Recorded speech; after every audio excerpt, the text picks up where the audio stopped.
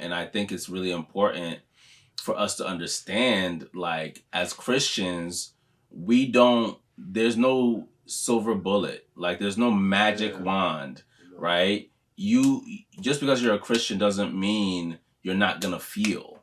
Doesn't mean you're not going to experience, what the pain of mourning. The Adjust Your Lenses podcast is back. And this time, it's a collab between my brother, Donovan, and I.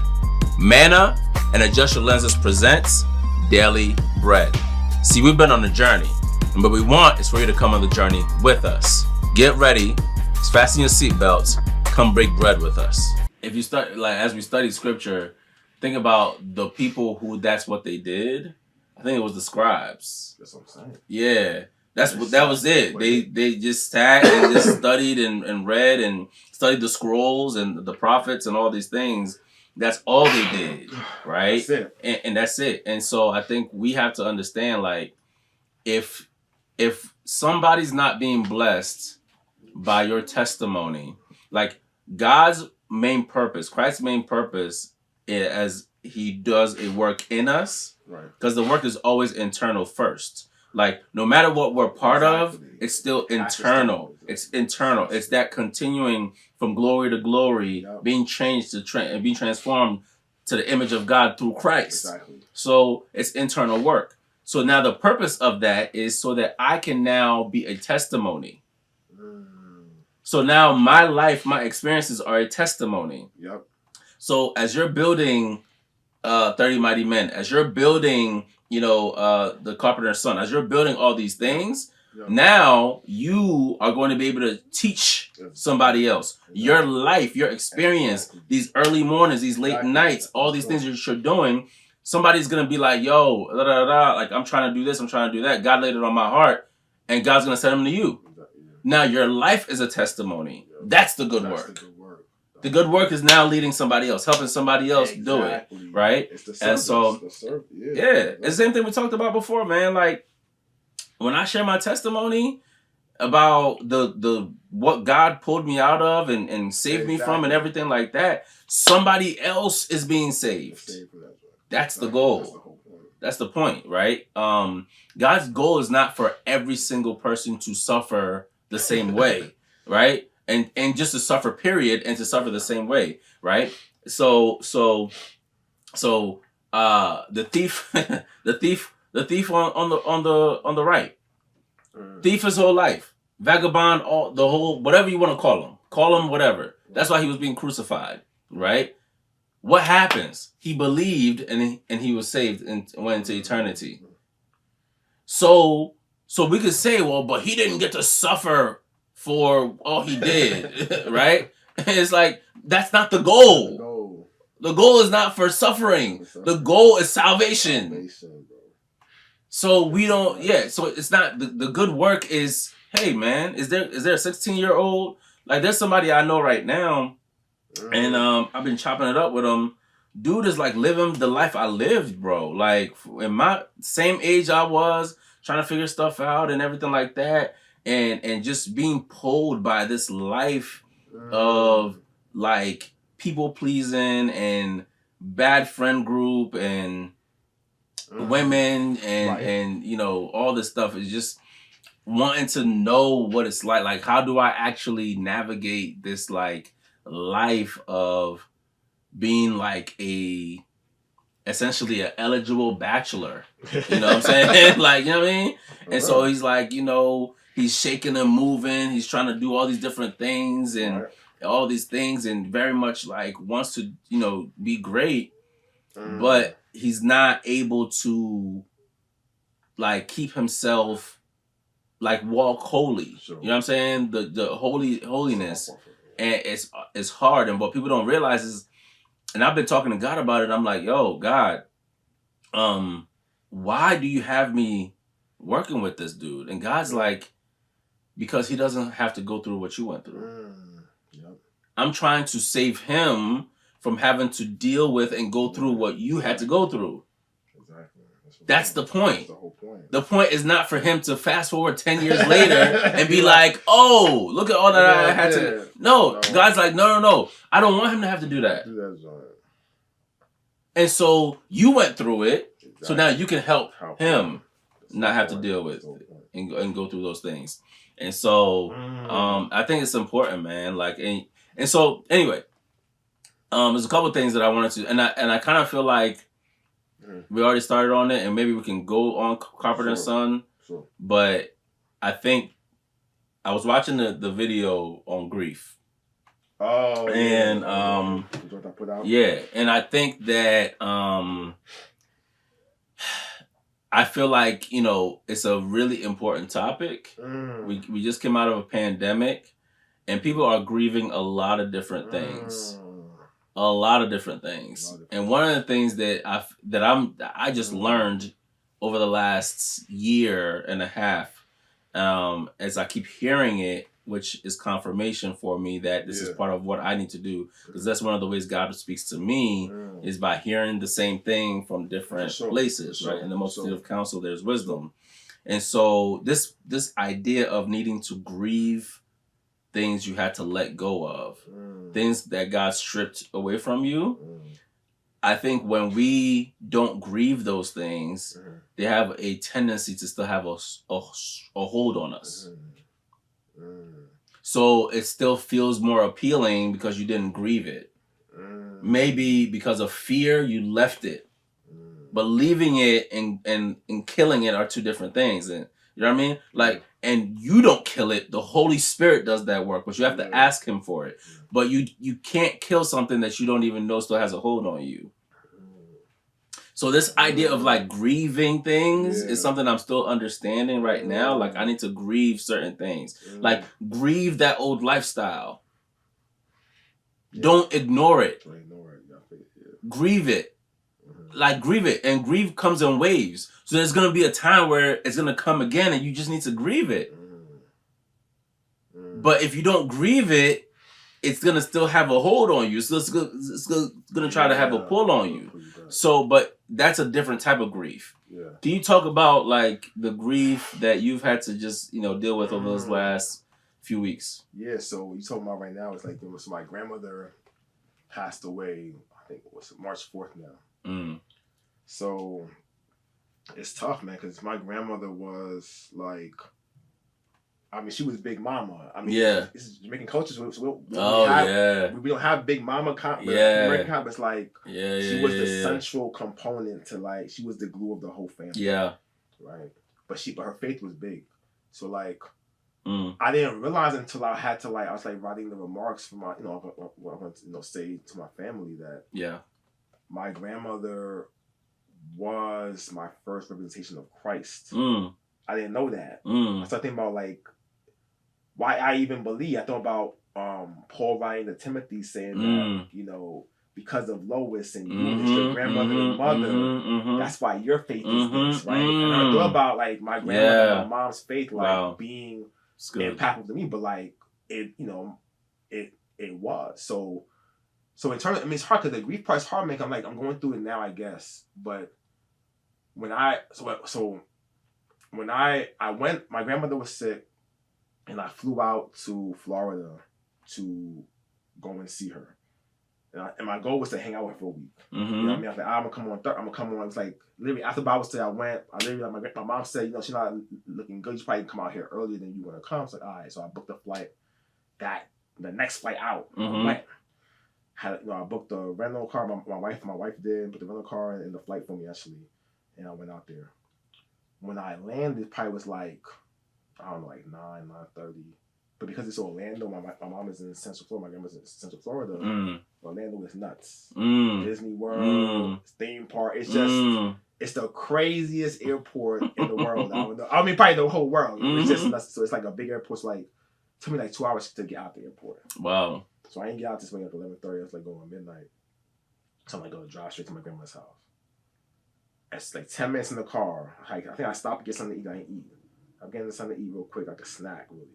Got back in the car, started driving. My sister called me. She's like, Donovan, Grandma was waiting for you, but she passed. So like, man, I see my grandmother, right?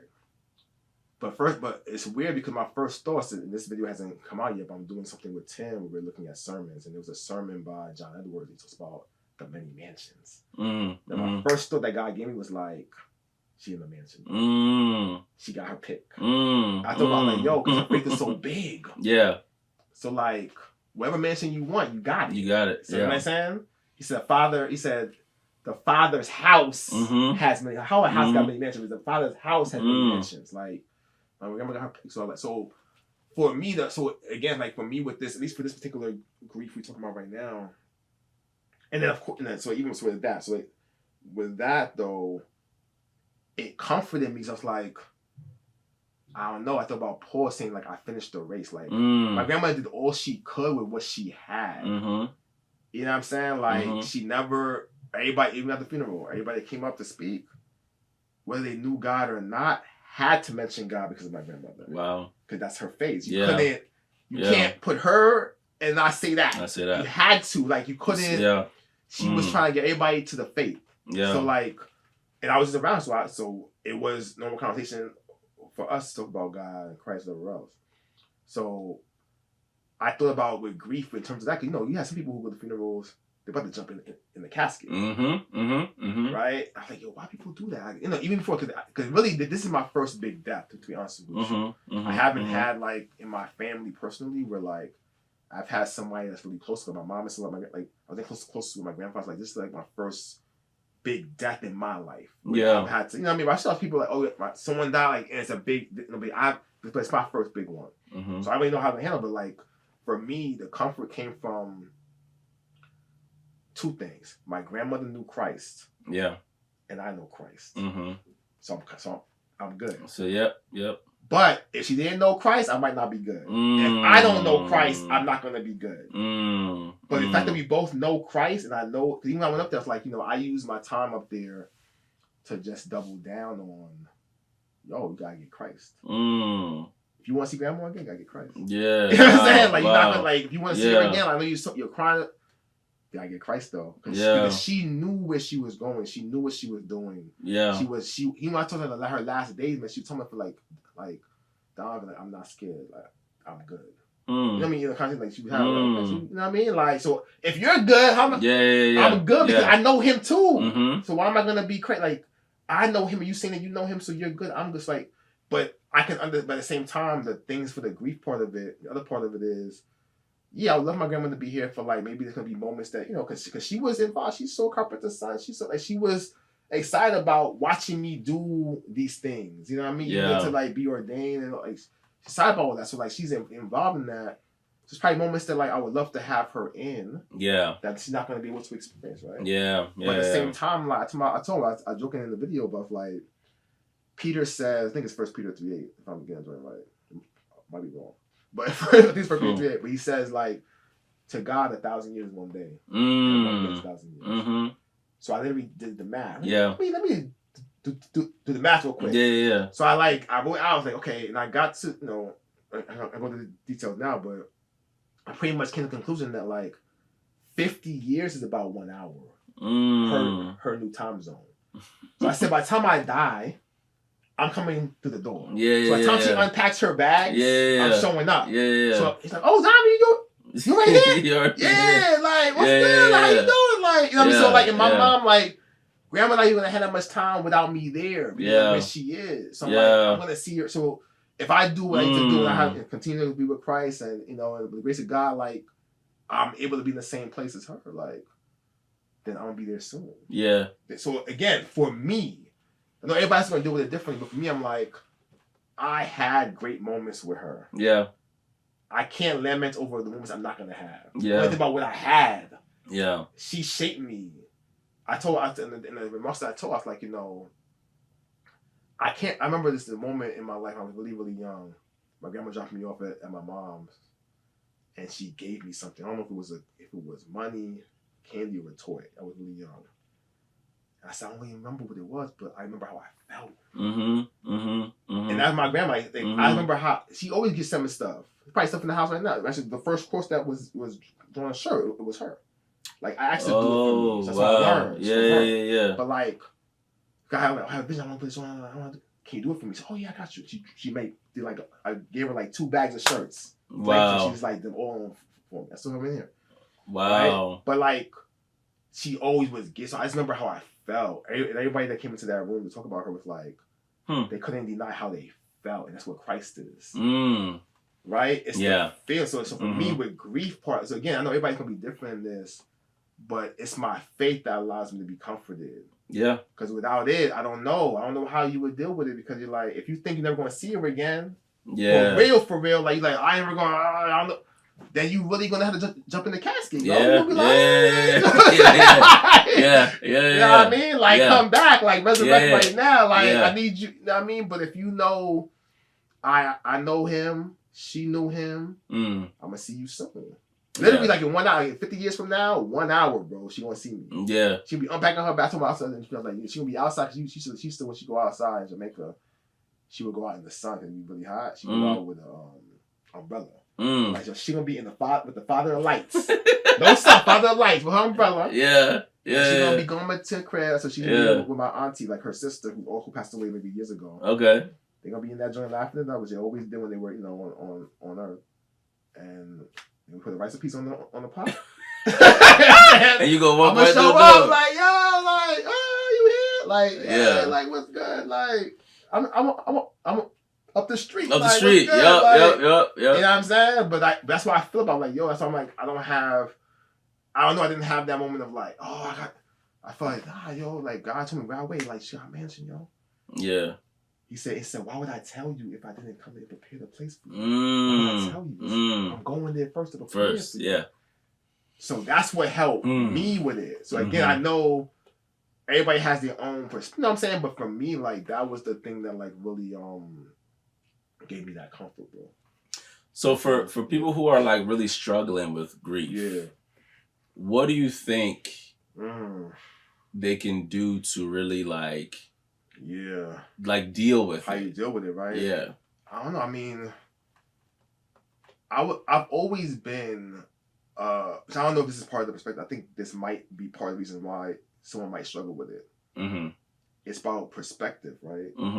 I've always been a half glass, like the glass is half full kind of person. Yeah.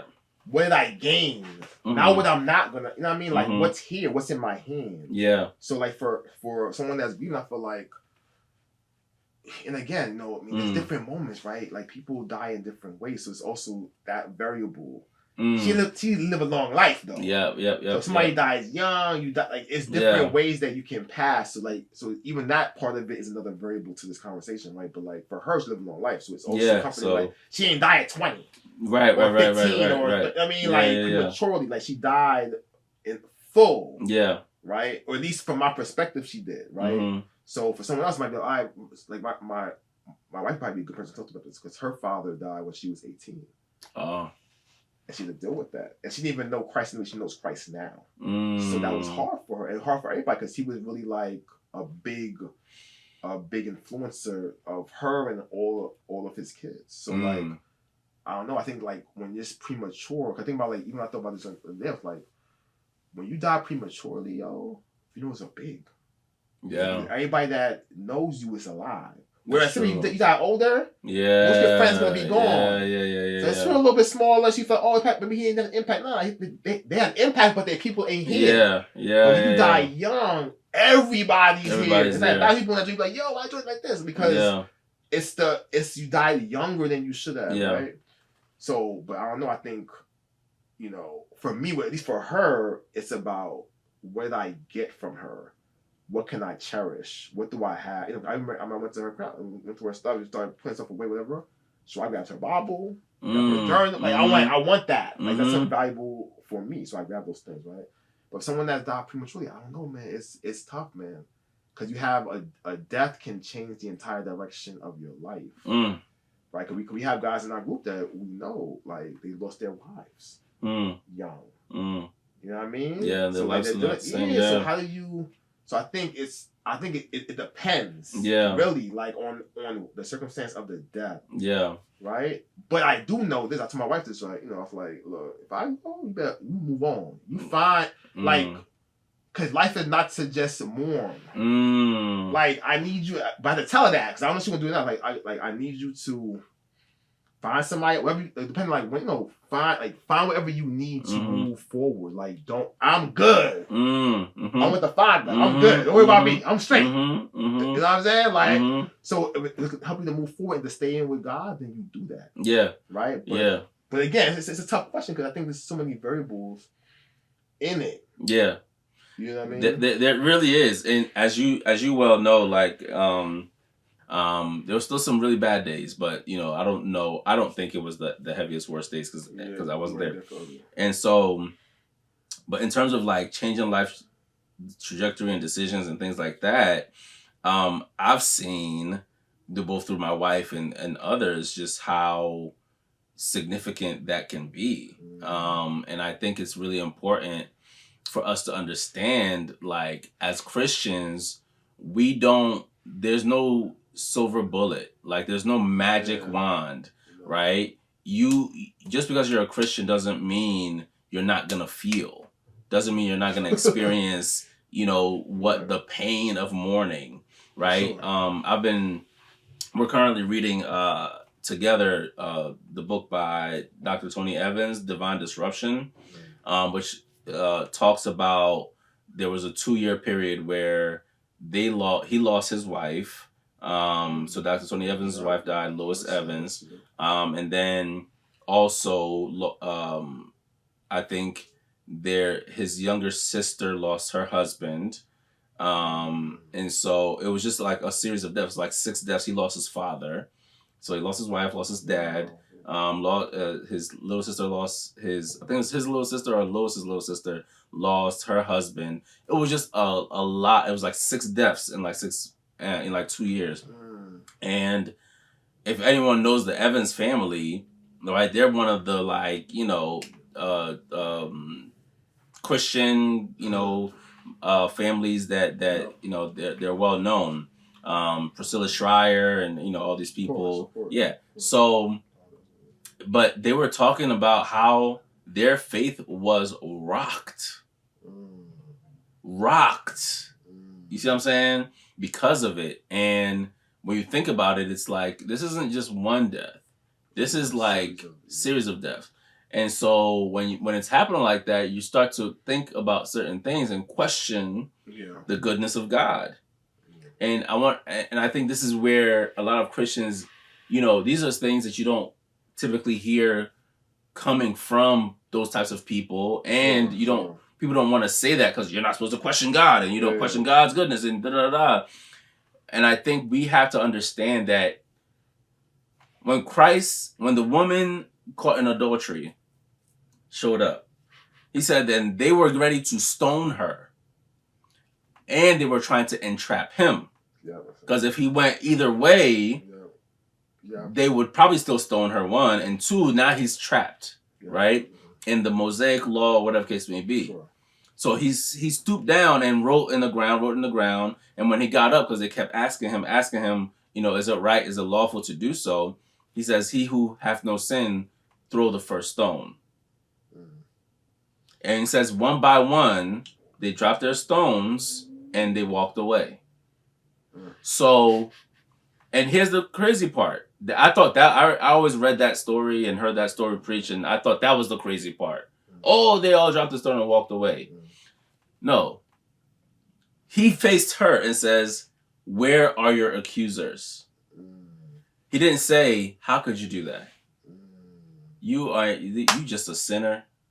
You are just absolutely dirty and garbage. Like, you know what I'm saying? He said, where are your accusers? We would have thought he would have looked at her and been like, what are you doing? Like, why are you doing that? Because the breakdown is they had just finished a religious festival.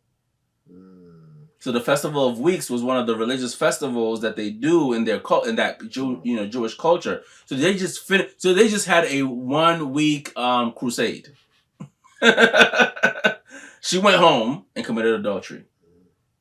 Because in those days, when those festivals are happening, everybody comes. The entire city or neighboring cities, neighboring whatever comes, as long as you're part of that faith. So think about a 1-week convention, and then she went home and committed adultery. Right. So in that moment, the logical thing to say is, why did you commit that sin? No. He said, where are your accusers? And then he followed it up with, she's like, I don't know. They dipped. They gone. And she said, all right, cool. Go and sin no more. No, he says, neither are you condemned. Neither are you condemned. Go and sin no more. So we have to understand that Christ in that moment wanted to humanize her. Same thing with the woman at the well. Oh, you've had 6 husbands, and the one that you're living with right now, 5 husbands, the one that you're living with, the 6th, is not even your husband. Right? So you must be a prophet. She became the first known evangelist. She said she left and she went and evangelized the whole town and brought the whole town to Christ. So her sin, her whatever the case may be, her being divorced, none of those things erased her from Christ. So one of the things I'm learning is that grief is one of those things where, because of what it is, Christ's focus is humanizing people. And there's several examples over and over and over and over again where Christ would humanize people on purpose, because he wants us to know, I know that you're a human being first. I recognize that first. And grief is so difficult that it's like, yeah, so I'm questioning God's goodness. Now, you don't want to remain in that posture. You don't want to remain in a questioning God posture, right? Sure. Because he's God at the end of the day. But if you find yourself there, all you need to do is say, God, this is where I am. Just be real. Just honest. I'm here. All this craziness is happening. This makes no sense. And he can deal with that. He's God enough to know you're human enough to deal with that. And if you keep questioning him because it hurts that bad, as long as you're directing it to him, he's gonna deal with, I'm big enough. I can deal with your where you at, because Scripture shows over and over again how he would deal with people in those scenarios. That woman at the well was like, so you out here showing off, prophet? Okay, prophet, you know my life, prophet. Okay. And he was like, all right, so, yeah. And guess what? There's the time coming where she's like, so you're going to take me to the top of the mountain, or are we worshiping in Jerusalem? She tried to trick him too. She tried to get him too. And he had to be like, actually, there's a time coming where you will neither worship in Jerusalem nor in the mountain. But again, he didn't say, how dare you question me? How dare you speak to me like that? How dare you, No. He humanized her. He recognized her culture, her situation. She's a pariah. She was coming to fetch water at a time where it was the hottest time of the day. So nobody came to fetch water, which means she recognized that she, you know what I'm saying? Yep. She was an outlier. The men condemned her. The women condemned her. She didn't stay. She stood out, but he didn't condemn her. And I think that's one of the things that I'm learning right now when it comes to grief, is that you must deal with the people's humanity, no matter what. And that's part of the gospel. You can't lead people to salvation if you don't see their humanity. And we were just talking about that with needing to feed people and dealing with their humanity. Deal with their humanity and then lead them to Christ, right? Deal with their humanity, then lead them to Christ. And I think that's one of the things that I've been learning with grief and dealing with it, secondarily in this type of grief.